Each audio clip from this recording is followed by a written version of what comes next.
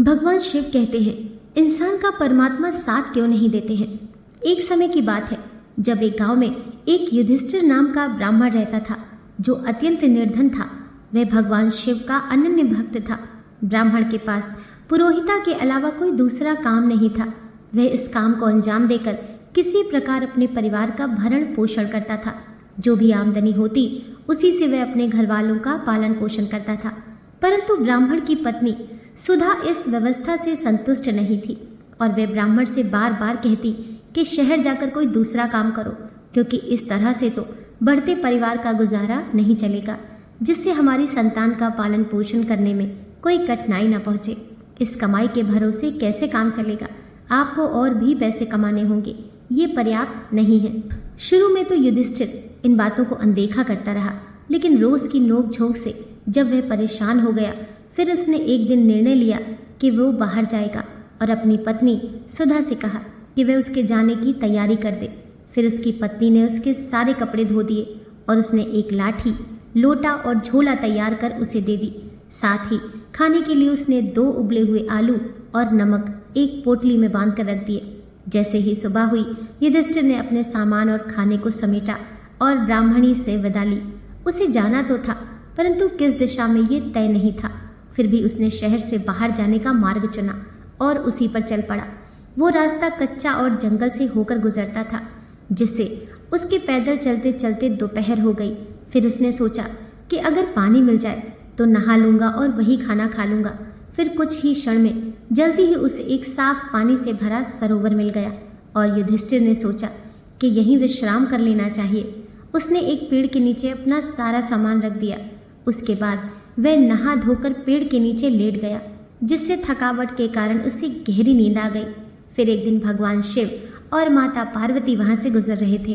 तभी माता पार्वती की नज़र उस सोते हुए ब्राह्मण पर पड़ी, जिससे ब्राह्मण की दयनीय स्थिति देखकर माता पार्वती का हृदय पिघल गया और उन्होंने भगवान शिव से कहा, हे स्वामी, आप तो सबके दुख हरते हैं और सुख देते हैं, फिर आप इस गरीब ब्राह्मण की मदद क्यों नहीं करते?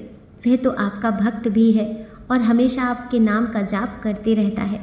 तब भगवान शिव ने माता पार्वती से कहा, हे पार्वती, तुम्हारा हृदय बहुत कोमल है, इसीलिए तुम हर किसी की सहायता के लिए सदैव प्रस्तुत रहती हो। शिव जी ने आगे कहा, छोड़ो ये सब, अपने अपने मनुष्य के कर्मों का नतीजा है। जैसा कर्म कोई करता है उसे वैसा ही फल मिलता है। फिर पार्वती जी ने उत्तर दिया, नहीं मेरे स्वामी, आपको इस पर कृपा करनी चाहिए और मैं आपसे कुछ और नहीं मांगूंगी। पार्वती जी की बात मानकर भगवान शिव उसे सोते हुए ब्राह्मण के पास पहुँचे और उन्होंने उसकी खाने की पोटली में 2 लड्डू रख दिए और वहाँ से चल दिए। फिर ब्राह्मण अभी भी सो रहा था और उसे इस घटना का कोई भी ज्ञान नहीं था। जब उसकी नींद खुली और उसे भूख लगी तो उसने अपनी पोटली उठाई और जब उसने उसको खोला तो उसने देखा कि पोटली के ऊपर 2 ताज़ा लड्डू रखे हुए हैं, जिसे देखकर उसकी भूख और भी बढ़ गई। उसने सोचा कि शायद किसी भक्त के घर से लड्डू मिले होंगे और उसने फटाफट लड्डू उठाकर मुंह में डाल लिए। उसे हैरानी हुई जब उसने देखा कि पोटली से 2 लड्डू खाने के बाद भी वहाँ 2 और लड्डू अपने आप आ गए। अब तक वह लगभग 8 से 10 लड्डू खा चुका था, फिर भी उसकी पोटली में कुछ लड्डू बचे हुए थे। फिर उसने लड्डू को अपने आप बढ़ते देख करके सोचना छोड़ दिया और पोटली व सामान उठाकर घर की ओर चल पड़ा, जिससे रात का पहला पहर खत्म होने से पहले ही वह घर पहुंच गया। फिर उसकी पत्नी ने उसे देखते ही उसे डांटना शुरू कर दिया और कहने लगी, तुम्हारा सत्यानाश हो, मैंने तुम्हें कितना समझाया और घर से बाहर भेजा था ताकि हम लोगों के परिवार का भरण पोषण अच्छे से हो सके, लेकिन तुमने वो नहीं किया। तुम तो बस ढाक के 3 पात लेकर वापस आ गए। फिर युधिष्ठिर ने कहा, तुम अपनी ही कहती रहोगी या कुछ मेरी भी सुनोगी? हमारे दुख के दिन अब खत्म हो चुके हैं। मैं ऐसी चीज़ लेकर आया हूँ कि देखकर तुम खुश हो जाओगी। फिर ब्राह्मणी सुधा ने कहा कि मैं भी देखूं कि आखिर तुम्हें ऐसी कौन सी चीज़ या कौन सा खजाना मिल गया है जिससे तुम बिल्लियों की तरह खुशी से उछल रहे हो। तब युधिष्ठिर ने पोटली को खोला तो उसकी पत्नी ब्राह्मणी को लड्डू दिखाई दिया, जिससे सुधा बोली, इस लड्डू का क्या रहस्य है जिसे तुम ले आए हो? फिर युधिष्ठिर ने खुशी से कहा, तो लड्डू खाओ। तो ब्राह्मणी ने लड्डू उठाकर खाया, जो उन्हें बहुत स्वादिष्ट लगा। उन लड्डू की तो बात ही कुछ और थी। उसने जीवन में ऐसे लड्डू कभी नहीं खाए थे। वह एक के बाद एक कई लड्डू खा गई, लेकिन पोटली से लड्डू खत्म ही नहीं हो रहे थे। बच्चे भी लड्डू खा रहे थे, लेकिन लड्डू कम होने का नाम ही नहीं ले रहे थे। फिर युधिष्ठिर ने जंगल में हुई सारी घटना के बारे में अपनी पत्नी सुधा को बता दिया। तब ब्राह्मणी ने कहा कि मैंने तो सिर्फ पोटली में 2 आलू रखे थे, तो ये लड्डू कहाँ से आ गए। फिर भोलेनाथ की कृपा को समझकर युधिष्ठिर इस बात को वहीं समाप्त कर देता है। उसके बाद युधिष्ठिर ने अपनी पत्नी से सलाह करके घर के बाहर हलवाई के स्पेशल लड्डू का बोर्ड लगा दिया, जिससे भगवान की कृपा से उसकी दुकान अच्छी तरह से चलने लगी। गांव से जब 1-2 दिन में ऑर्डर आए तो उसने तुरंत उन्हें पूरा कर दिया, और जो भी युधिष्ठिर के लड्डू खाता वह उनकी तारीफ किए बिना रह नहीं पाता, क्योंकि ऐसे स्वादिष्ट लड्डू उसने पहले कभी नहीं खाए होंगे, क्योंकि भगवान शिव का स्पर्श उन लड्डुओं को प्राप्त हो चुका था, इसीलिए वह बहुत ही लजीज थे। फिर गांव के लोग इस बात से हैरान थे कि उन्होंने कभी युधिष्ठिर को लड्डू बनाते नहीं देखा, ना ही उसके घर से या दुकान से कोई धुआं निकलता है, और ना ही वह कोई सामग्री खरीद कर लाता है। फिर ये कहाँ और कब लड्डू बनाते हैं जो लोग लड्डू खाने के बाद भूल ही नहीं पाते हैं। जब उसकी आर्थिक स्थिति सुधरने लगी तो उसने एक अच्छा घर बनवा लिया और अपनी पत्नी के लिए कई गहने बनवा दिए। उसकी पत्नी अब सोने चांदी के गहनों से सज चुकी थी। पत्नी की सलाह पर उसने राजा के दरबार में जाना शुरू कर दिया था, लेकिन वो कहावत है ना माया मिली न राम। जब कोई व्यक्ति बड़ा बन जाता है तो उसके दुश्मन भी बढ़ जाते हैं।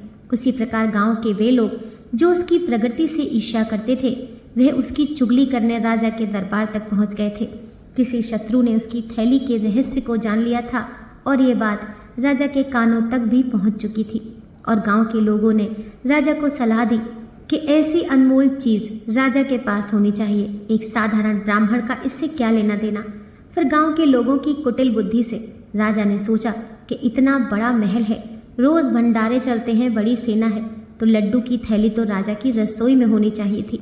इस ब्राह्मण के पास इस लड्डू की थैली का क्या काम। फिर राजा ने तुरंत अपने सिपाहियों को भेजकर उस ब्राह्मण को दरबार में बुला लिया, और जब वह दरबार में आया तो राजा ने उसकी थैली की मांग की। युधिष्ठिर ने शुरू में तो बहुत आनाकानी की, परंतु राजा के आदेश की अवहेलना करना उसके लिए संभव नहीं था। एक लाचार ब्राह्मण के लिए राजा की आज्ञा को टालना मुमकिन नहीं था, और दिल पर पत्थर रखकर उस ब्राह्मण ने अपनी पोटली राजा को सौंप दी। उसके बाद उनकी पत्नी काफ़ी दुखी रहने लगी। उनके विरोधी भी अब उनकी बेइज्जती करने में कोई मौका नहीं छोड़ते थे और तरह तरह की बातें बनाते थे। उनकी पत्नी ने फिर से इस स्थान पर जाकर भोलेनाथ की कृपा का आशीर्वाद लेने को कहा। फिर वह ब्राह्मण पहले की तरह सुबह होते ही अपनी यात्रा पर निकल पड़ा। दोपहर तक इस सरोवर के किनारे पहुंच गया, जहां लगभग 1 साल पहले उसे भोलेनाथ का वरदान मिला था। वह व्यक्ति पेड़ की शीतल छाया में सो गया। जल्दी ही उसे नींद ने आ घेरा, क्योंकि वह बहुत थका हुआ, और ये एक सुखद संयोग था कि भगवान शिव और माता पार्वती वहीं से गुजर रहे थे, जैसा कि 1 साल पहले हुआ था। माता पार्वती की नज़र जब उस ब्राह्मण पर पड़ी तो उन्हें कुछ याद आया। उन्होंने तुरंत भगवान शिव से कहा, हे स्वामी, आपको याद होगा कि हम 1 साल पहले यहाँ से गुजरे थे। ये वही ब्राह्मण है जिसकी आपने मदद की थी, लेकिन देखिए तो उसकी हालत अभी भी वैसी ही है, कोई परिवर्तन नहीं हुआ। ये कैसे संभव है स्वामी। फिर माता पार्वती ने जबरदस्ती भोलेनाथ का हाथ पकड़ा और उन्हें उस ब्राह्मण के पास ले गई। भोलेनाथ, जो सर्वज्ञानी और अंतर्यामी थे, उन्हें पता था कि ब्राह्मण की पोटली कहाँ गई थी। फिर भगवान शिव ने उस ब्राह्मण की पोटली में 2 लड्डू डालने की जगह पर 2 ईंटें रख दी और पोटली को बंद कर दिया। जब माँ पार्वती ने सवाल किया तो उन्होंने कुछ नहीं बोला, परंतु शिव जी के इस कार्य से भी अचंभित अवश्य हुई।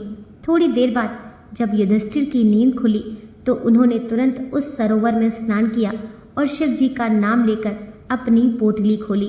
फिर देखते ही वे हैरान रह गए, क्योंकि वहाँ पर लड्डू की जगह ईंट था, जिससे उस पोटली से एक ईंट तेजी से निकली और युधिष्ठिर के माथे पर बहुत जोर से लगी। उनकी आंखों के सामने लगी और वे बेहोश होकर वहीं पर गिर पड़े। करीब आधे घंटे बाद जब उन्हें होश आया तो उन्होंने देखा कि माथे पर एक बड़ा उभार आ गया है और आंखें नीली पड़ गई हैं। उन्हें मन ही मन शिव जी की इस अनुकंपा पर हंसी भी आई और गुस्सा भी आ रही थी। फिर वे सोचने समझने की स्थिति में नहीं थे। उन्होंने देखा कि पोटली में अभी भी 2 ईंटें बची थीं और वह ईंट जो उन्हें लगी थी वह बाहर पड़ी थी। उन्हें उसमें भी शिव जी की कृपा दिखाई दे रही थी। उसने ईंट इकट्ठी की और सामान समेटकर घर की ओर चल पड़ा। रात में युधिष्ठिर घर पहुंच गया, जहां उसकी पत्नी सुधा उसका इंतजार कर रही थी। युधिष्ठिर की हालत देखकर उसकी पत्नी को बहुत धक्का लगा और वह उदास हो गई। उसे लगा कि युधिष्ठिर खाली हाथ लौटा है। युधिष्ठिर ने भी पोटली के बारे में कुछ नहीं बताया। उसने नहाकर खाना खाया और सो गया। उधर उसकी पत्नी को पोटली देखे बिना चैन नहीं पड़ रहा था। चुपके से उठी और पोटली खोली। पोटली खोलते ही उसमें से ईंट निकलकर उसके माथे पर लगी। ईंट लगने से उसकी चीख निकल गई और वह हाय राम कहते हुए पीछे हट गई। पोटली बंद कर दी और थोड़ी देर बाद सो गई। सुबह जब दोनों उठे तब उन्होंने एक दूसरे को देखा और पूरी बात समझ गए। ना उन्होंने कुछ पूछा ना कुछ बताया। फिर युधिष्ठिर ने सोचा कि भोलेनाथ ने उसे ये ईंट क्यों दी। उसने लड्डू की जगह ईंट क्यों दी। वह पोटली को गांव के बाहर सुनसान जगह पर ले गया और भोलेनाथ का नाम लेकर पोटली का मुंह खोला। फिर उसे आश्चर्य हुआ जब पोटली से ईंट तेजी से बाहर निकलने लगी। उसने आहिस्ता से पोटली को बंद किया। पोटली में अभी 2 ईंटें बची थीं और अब उसे भोलेनाथ की कृपा का एहसास हो गया था और वह इस चमत्कार के मकसद को भी समझ गया था। उस ब्राह्मण को अब पता चल गया था कि राजा से युद्ध करके अपनी पोटली वापस पाना ही भगवान भोलेनाथ की इच्छा है। युधिष्ठिर जो कि ब्राह्मण था चुपचाप पोटली लेकर अपने घर लौट आया और उसने राजा को संदेश भेजा कि वह लड्डू वाली पोटली उसे वापस करे और साथ ही आधा राज्य भी दे, नहीं तो उसे युद्ध करना पड़ेगा। राजा को यह संदेश बहुत ही अजीब और बेतुका लगा। राजा ने 5 से 10 सैनिकों को उसे पकड़कर लाने का आदेश दिया। फिर सैनिक उत्साह से भरकर उसके घर की ओर बढ़े और युधिष्ठिर को बाहर निकालने के लिए चुनौती देने लगे। युधिष्ठिर पहले से ही तैयार बैठा था। उसने पोटली को घर की छत पर रखा था। पहले तो उसने सिपाहियों को वापस जाने की सलाह दी। जब वे नहीं माने तो उसने अपनी शक्ति का प्रदर्शन किया और पोटली का मुंह खोल दिया। फिर क्या हुआ, ईंटें बरसने लगीं, जिससे सिपाही घायल हो गए और डर के मारे भाग गए। लगभग 300 मीटर तक ईंटें उन पर गिरती रहीं। वे भागकर राजा के पास पहुंचे और पूरी घटना बताई। ऐसी एक तरफा लड़ाई ना तो उन्होंने कभी देखी थी और ना ही सुनी थी। फिर एक दिन के बाद स्वयं युधिष्ठिर राजा के पास पहुंचा, जिसे देखकर राजा और अचंभित हो गया और मन ही मन सोचने लगा, इस ब्राह्मण का इतना साहस जो राजा से लड़ने के लिए खुद चलकर आया है।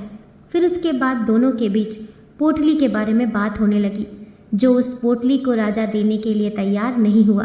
तब दोनों के बीच आपस में लड़ाई शुरू हो गई, जिससे ब्राह्मण ने अपनी पोटली को खोल दिया तो पोटली से ईंट बरसने लगी और राजा भी घायल हो गया।